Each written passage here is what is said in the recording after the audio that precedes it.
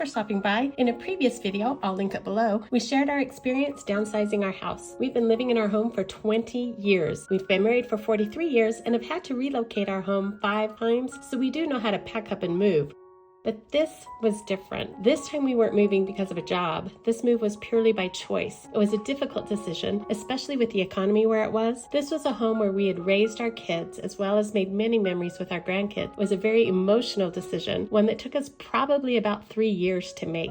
We knew on a fixed income we could not afford to build another home while we still had this home. Once we decided where we wanted to move, we got working to spruce up our house and yard and get it ready to sell. Our biggest surprise/blessing was that our home sold in a matter of weeks, and the buyers wanted a fast close.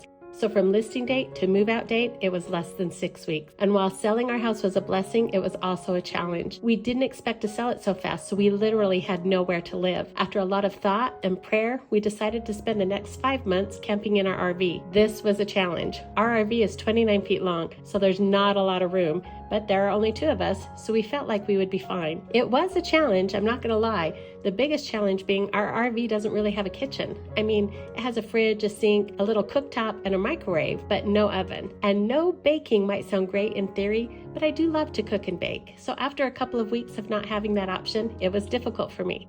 We found we were bleeding money with how much we were eating out, not to mention how the scale kept reminding us of that. Fortunately, it was warm weather, so my husband set up our camp chef outside where we had more options like barbecue. Our RV has a septic tank, and we would just empty that and refill with fresh water at a local truck stop once a week. So we had 5 months with no utility bills, which was awesome. We could have moved into an apartment, but our house was paid for, and on a fixed income, we didn't have a budget line for rent. We expected that it would take 4 to 5 months for our house to sell. So when our house sold much quicker than that, the RV was our most budget-friendly option. Truthfully, those 5 months flew by. Looking back, we would do it again. And while there were challenges, we also made a lot of memories. Grandma Camp 2024 didn't require much prep because we were already camping every single day. Since we were going to be living in an RV, we knew we would need to put everything from our house into a storage unit. It was the largest storage unit they had, and we still filled it to the top. And that was even after selling the bulk of our furniture and appliances. This has been a life curve for sure, but there is a light at the end of this tunnel. In the comments, let us know some of your downsizing tips. Thanks for watching, and stay tuned for more.